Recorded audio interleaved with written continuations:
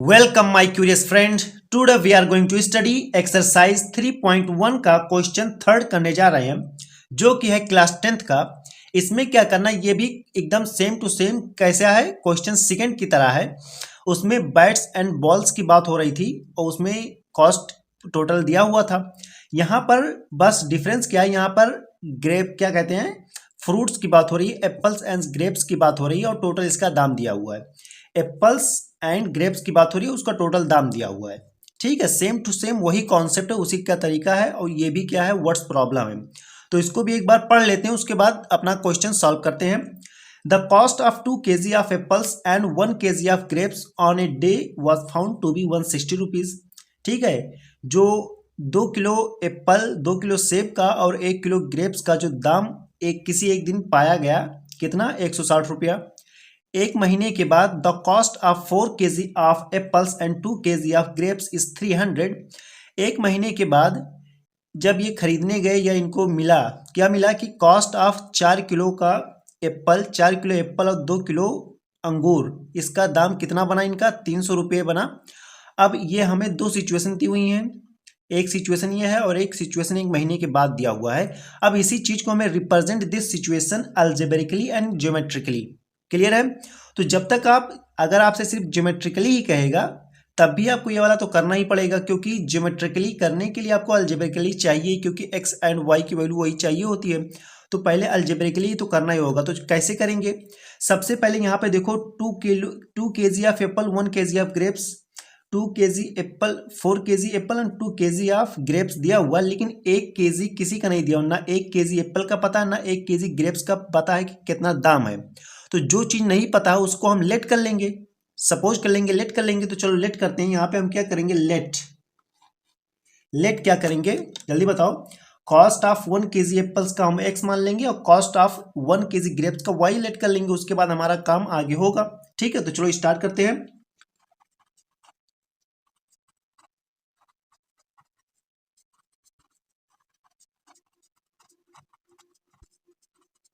तो यहां पर हमने सपोज किया cost of 1 kg apples is equal to x rupees and cost of 1 kg grapes is equal to y rupees. अब इसके आगे हम चलते हैं, हमारे पास दो केस है। अब यही एक एक किलो का हमें पता चल गया। अब हम केस को लेंगे, हमारा फर्स्ट केस ये है और सेकंड केस ये है। तो यहाँ पे हम पहले करेंगे फर्स्ट केस में जो कह रहा है वही हम कर देंगे।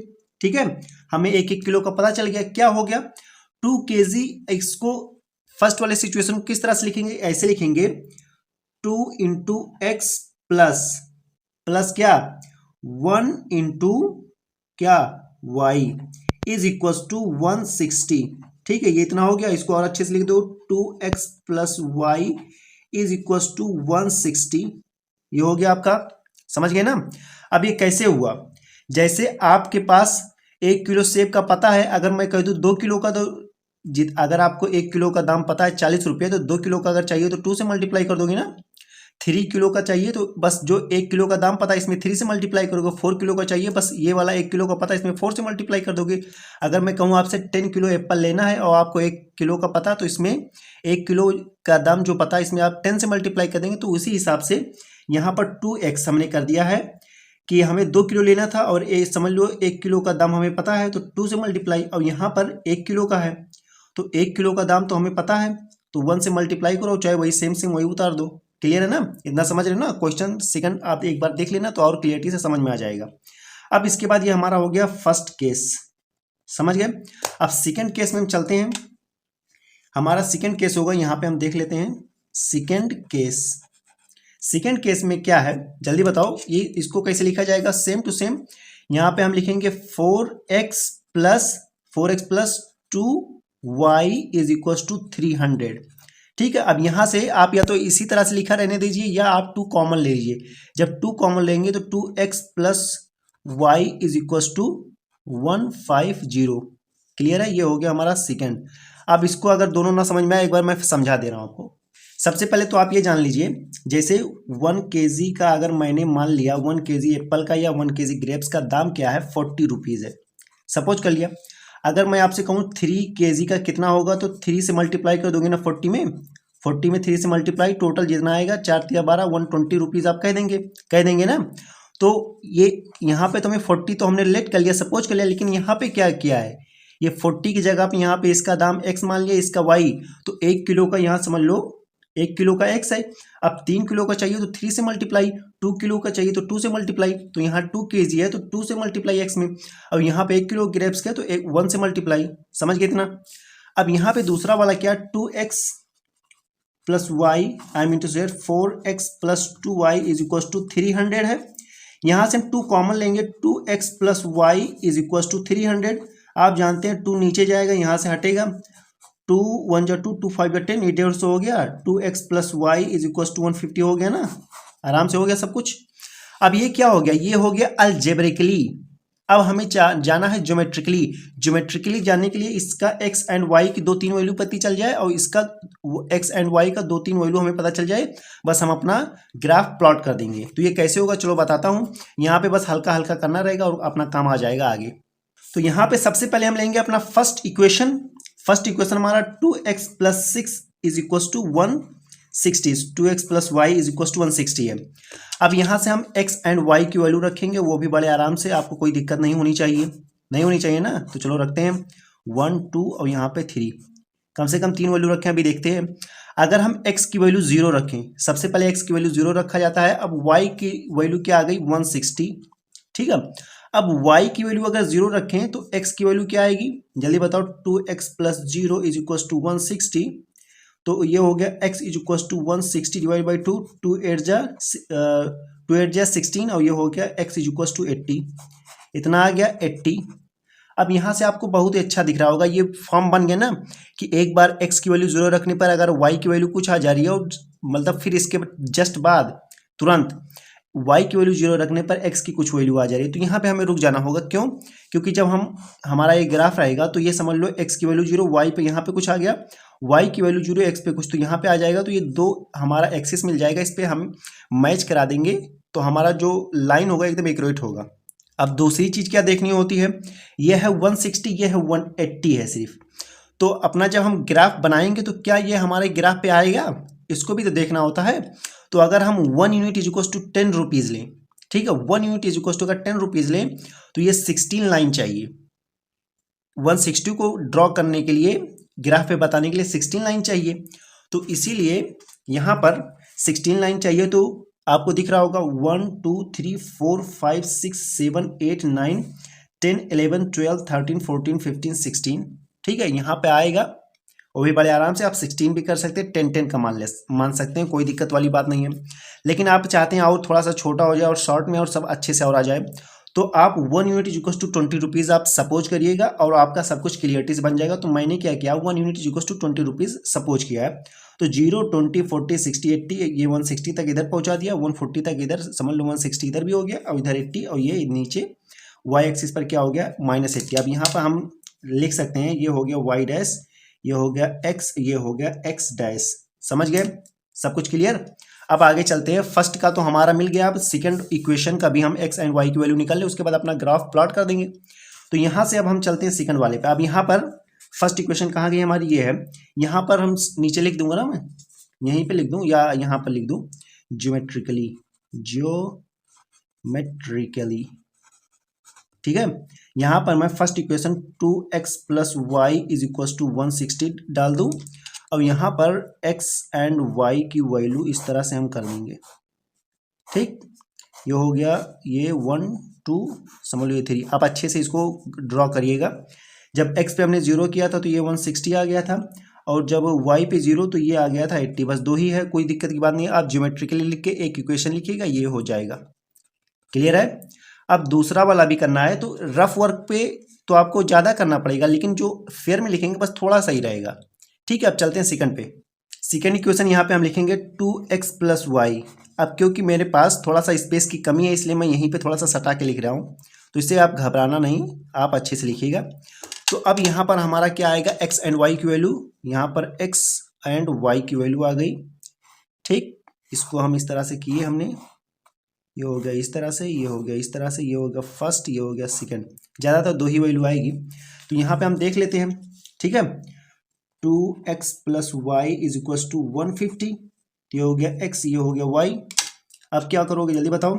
अब यहाँ पर भी वही सेम टू सेम वाला काम करेंगे। यहाँ पर अगर x की वैल्यू हम 0 लेते हैं, x की वैल्यू 0, ये पूरा टर्म 0, तो y इक्वल्स टू क्या आ गया, 150 आ गया। क्लियर हो गया। अब y की वैल्यू अगर 0 लेते हैं, ठीक है, देखना y की वैल्यू अगर 0 हमने लिया तो x की वैल्यू क्या आएगी, 2x plus 0 is equals to 150। तो x is equals to 150 divide by 2, जल्दी बताओ, 2 से 1 जा 14 एंड 2 5 जा 10। क्लियर हो गया। तो x की वैल्यू क्या आएगी यहाँ से 75। तो अगर हम, अब ये हमारा 2 मिल गया। अब यहाँ पे भी देखो इसी तरह का फॉर्म बन रहा है कि जब x की वैल्यू 0 रखा तो y की कुछ वैल्यू आ गई, y की वैल्यू 0 रखा तो x पे कुछ वैल्यू आ गई। यहाँ से हमारा काम खत्म। अब इस तरह से जब बन रहा है तो वहीं रुक जाएंगे, क्योंकि x एंड y जो एक्सिस है यहाँ पर, ये यहाँ पे ये इस तरह से आराम से हमारा जो लाइन है बन जाएगा, कोई दिक्कत हमें नहीं आएगी। अब यहाँ पे हम अपना वैल्यू लिख देते हैं। ठीक है, जब x की वैल्यू क्या थी 0 तो y की क्या है 150, जब x की वैल्यू क्या है 75 तो y की वैल्यू क्या है 0। इतना समझ में आ गया, सब कुछ क्लियर। तो ये सब क्या था, रफ वर्क था, लेकिन फिर में क्या है, बस इतना ही छोटा सा दिख रहा है, आराम से आ गया ना, कोई दिक्कत वाली बात नहीं है। इतना आपको लेट करना होगा, 1 किलो एप्पल का और 1 किलो ग्रेप्स का x एंड y रुपीज़ आपको सपोज करना होगा। फर्स्ट केस यहाँ से बन जाएगा हमारा 2x plus y equal to 160। Second case हमारा बन जाएगा 2x plus y equal to 150। ये हो गया अल्जेब्रिकली और ज्योमेट्रिकली हमारा इस तरह से हो जाएगा। अब ये वाला x एंड y वाला जो काम करना है, इसको I mean to say that rough पे करके यहाँ पे सिर्फ लिख देना है, रफ पे करके यहाँ पे सिर्फ लिख देना। अब हम चलते हैं अपने ग्राफ कॉपी पे और अपना प्लॉट करते हैं। ये हमारा आ गया ग्राफ। तो फर्स्ट जो इक्वेशन है 2x plus y equal to 160, तो ये पॉइंट्स हमें यहाँ पे लगा देना है। जब x पर x की वैल्यू जब 0 है तो y की वैल्यू क्या है 160। 0 से 160 यहाँ पे चलेंगे हम, ये हमारा है 160। पॉइंट्स अभी प्लॉट कर देते, बाद में लिखेंगे कि किस तरह से अच्छा लगेगा। और दूसरा क्या, जब x की वैल्यू आप जाएंगे 80 तो y की वैल्यू क्या होगी 0, तो ये यहाँ पे आ गया। तो ये 2 पॉइंट्स हमारा मिल गया है और 2 एक्सिस पे मिल गया है, इसलिए हम यहीं पे रुक जाएंगे। और दूसरी बात क्या है, स्केल भी आपको ध्यान रखना होगा। मैंने 1 unit equal to 20 rupees suppose किया है, लेट किया है। तो चलो फर्स्ट वाला इसको हम प्लॉट कर देते हैं, इस तरह से हम इसको मिला देते हैं। ये इस तरह से हो गया और ये इस तरह से हो गया, ये हो गया हमारा इस तरह से। ठीक है, कोई दिक्कत वाली बात नहीं है, सब कुछ एकदम आसानी से बनेगा आराम से। अब सेकंड वाला क्या है, जब x की वैल्यू 0 है तो y की वैल्यू क्या है 150। x की वैल्यू 0 तो y की वैल्यू क्या है 150। तो 140 150 160, 140 160 का आधा क्या होगा 150। 150 यहीं पे आएगा, वो भी बड़े आराम से, कोई दिक्कत वाली बात नहीं है, समझ गए ना। जैसे ये 20 है तो 0 10 20 30 40 50 60 70 80 इस तरह से बन रहा है। तो 40 के बाद 50 ही आता है ना, इतना तो समझ गए। और दूसरा क्या है, जब x की वैल्यू 75 है तो यहाँ पे क्या है 75 60 70, 60 के बाद क्या आता है 70, और 70 और 80 के बीच में, इन दोनों आधे के बीच में आधा क्या आएगा 75। इसको आप समझिएगा, 60 और ये हो गया 80, तो इन दोनों के बीच में क्या है 20 का डिफरेंस। तो 60 और यहाँ पर क्या है हाफ पे आएगा 70, 70 और यहाँ तक क्या हो गया 80, तो इन दोनों का हाफ क्या होगा 80। तो यहाँ से और यहाँ पर ये हो गया 70 और ये हो गया 80। तो 1 2 3 4 5, इसमें 5 पार्ट्स हैं, आपको दिख रहा होगा जब आप ग्राफ लेंगे तो 5 का आधा 1 2 3 पे जाएंगे तो ये हमारा होगा 75। तो ये आपको दिख जाएगा, यहाँ पे आपको प्लॉट करना होगा। क्लियर है। उसके बाद हम अपना ग्राफ प्लॉट कर देंगे। यहाँ से ये इस तरह से कितना, ये क्या जा रहा है एक दूसरे का पैरेलल जा रहा है, वो भी बड़े आराम से। ठीक है, और यहाँ पर सेकंड वाले क्या है, आप एकदम आराम से अपना पैरेलल करिएगा, थोड़ा इसको और बड़ा कर दें कि एक दूसरे से मैच ना हो। ठीक है, ये हो गया हमारा, आराम से बन गया। क्लियर। अब यहाँ पे हम पॉइंट्स के नेम लिख देंगे कि कोई दिक्कत ना हो। ये हमारा फर्स्ट क्या है 0,160, ये हो गया। और यहाँ पे हो गया, क्या हो गया, x पे हो गया 80,0, ये हो गया हमारा। अब यहाँ पे क्या है, ये है 75। फर्स्ट क्या है 0 to 150, तो हो गया 0,150, ये हो गया। ठीक है, और सेकंड क्या है 75,0, ये हो गया हमारा। ये सब कुछ हमारा क्लियर हो गया, समझ गए, सब कुछ क्लियर हो गया। ठीक है, अब थोड़ा सा एक चीज़ आपको समझ में नहीं आया होगा। क्या नहीं समझ में आया होगा, जब यहाँ पर आपको ये वाला जब यहाँ से लेकर 60 है और यहाँ पर क्या है 80, तो इन दोनों के बीच में क्या 20 का गैप है, तो इन दोनों के हाफ में क्या होगा, ये हो गया 70 और यहाँ पे हो गया 80, तो ये हो गया 70 और ये हो गया 80। तो 70 और 80 के बीच में क्या होता है 70, 75, 80, समझ रहे हो ना, क्लियर है। तो यहाँ पे बीच में क्या है 75, कॉमा 0, इस तरह से यहाँ पे 140, 150, 160, इतना समझ में आएगा। बस यही ग्राफ था और यहाँ पे हमारा काम हो जाता है फिनिश। ठीक है, आपको अगर 10 मार्क्स का होगा 10 मार्क्स पूरा पूरा मिलेगा, 5 मार्क्स का होगा 5 मार्क्स पूरा पूरा मिलेगा। तो एक बार आप देख लीजिए किस तरह से था, यहाँ पे इतना हमने किया ये, उसके बाद जो यहाँ पे पॉइंट्स था इसको हमने ग्राफ पे प्लॉट कर दिया, बस scale 1 unit equals to 20 rupees हमने लेट कर लिया है, मान लिया है। उसके बाद ये हमारा ग्राफ हो गया है। तो I hope you enjoy answer third. तो वीडियो आपको कैसी लगी कमेंट्स में बताएं, वीडियो को लाइक शेयर और चैनल को सब्सक्राइब करें। Thank you for watching this video.